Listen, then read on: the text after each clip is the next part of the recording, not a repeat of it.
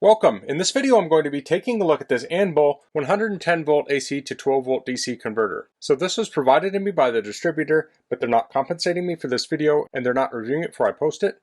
If you find this video helpful and you want to purchase one of these, I'll put a link to it in the description, and if you use that link it helps me out a little bit and doesn't cost anything extra. So let's get this open. So here we have the converter, we have some cables, more cables, instructions, some accessories. Let's take a look at the instructions. Now I may not cover everything in here, you'll want to read through it on your own. So we have some different notes here. Here we have some general information. So input on this is 110 volts or 220 volts AC at 50 to 60 hertz. Now there's a selector switch on the side for changing that. Output voltage is 12 volts. Output current is 50 amps. So this has very nice output voltage on it. If you think of a typical car, you might have say 10 amps out of a 12 volt socket. So this could be 5 times that, and that does depend on the vehicle, but that might be typical. So the power on this is less than 600 watts, and then we have product dimensions there. This talks about the voltage selector. So this is designed to work with some clamps, so it's showing the different ways you can put those on, the correct and incorrect way. Then it also has screw terminals. It says output current wire diameter is greater than 7 AWG, so you can use clamps. You can connect banana connectors or screw terminals. It's a 6mm stud. Okay. So let's take a look at this.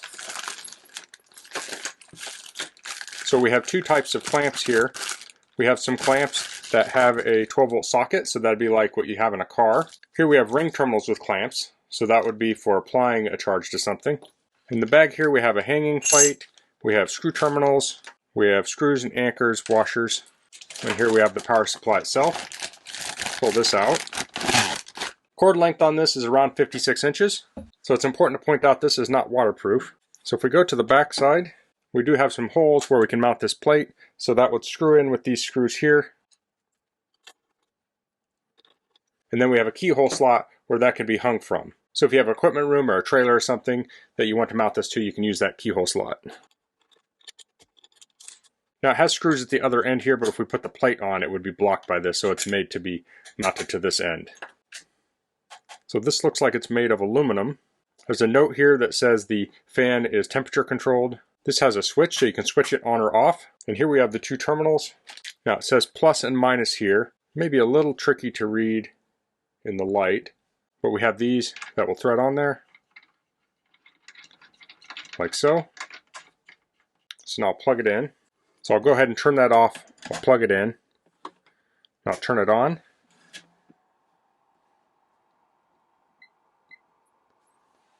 So it's currently drawing 4.3 watts.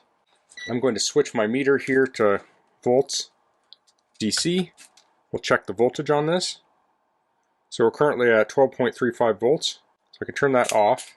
So we have a couple of different ways we can attach things. Here we have the clamps. So we can put these in here and clamp to both sides.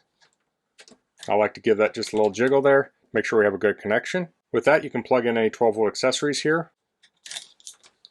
The other option are these ring terminals. So I'm going to put red on positive, black on negative. And I obviously have this off while I'm doing this. So I have those connected. Now I don't want to short these out at this point. Now here's something I might want to use this on. I have a car stereo. Maybe I want to bench test this. So I'm going to have my battery and accessory to positive. And then we have ground to negative. I want to be very careful here these don't short. So they're touching down here, but there is insulation, but the conductors are not. So I'll turn this on.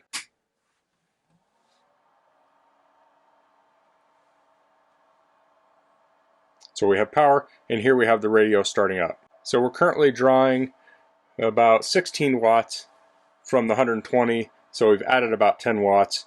Now there's going to be some conversion losses, but we could guess this is running at around 10 watts. So now this radio has started up. So if I wanted to test this, I can test this now running off the 12 volts from the power converter.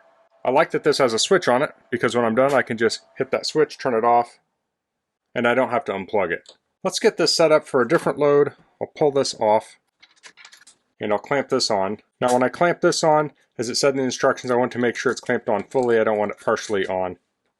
And I'll go ahead and throw these on, although they're not technically necessary.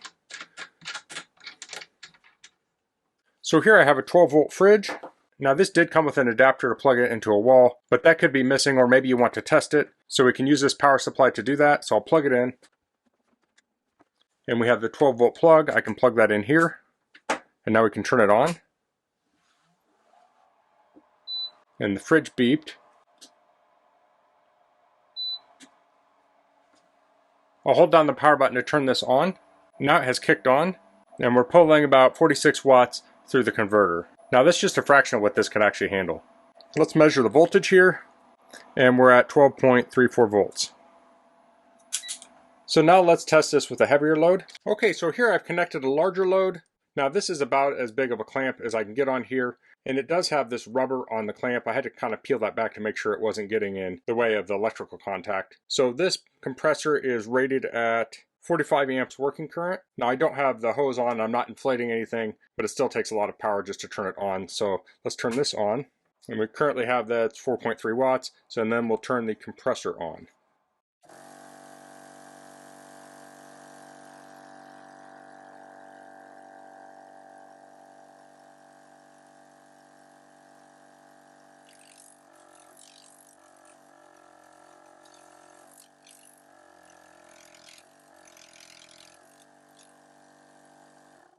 So we see here that the power was drawing around 300 watts. When I put my finger over here, I think I peaked at about 490.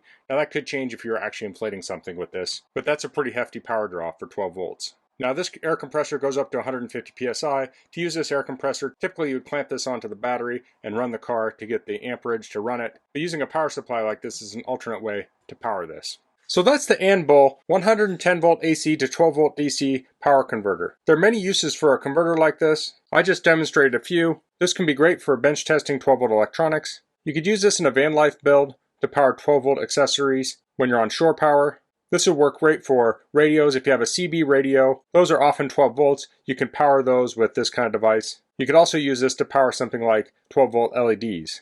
So if you have under cabinet lighting that's 12 volts, you could say mount this on top of your cabinets and then run your low voltage wiring down to your LED lights. I like that this has numerous ways to connect things to it, so you can clamp on, you can use the banana plugs, or you can use ring terminals. Makes it very versatile. And it's nice that it has a switch on here, so you can switch the power on and off right on the device without having to plug and unplug it. So that's all I'm going to cover in this video. If you have any questions, please leave them in the comments. If you liked this video, please click like. If you haven't subscribed to my channel, I'd appreciate if you could do that.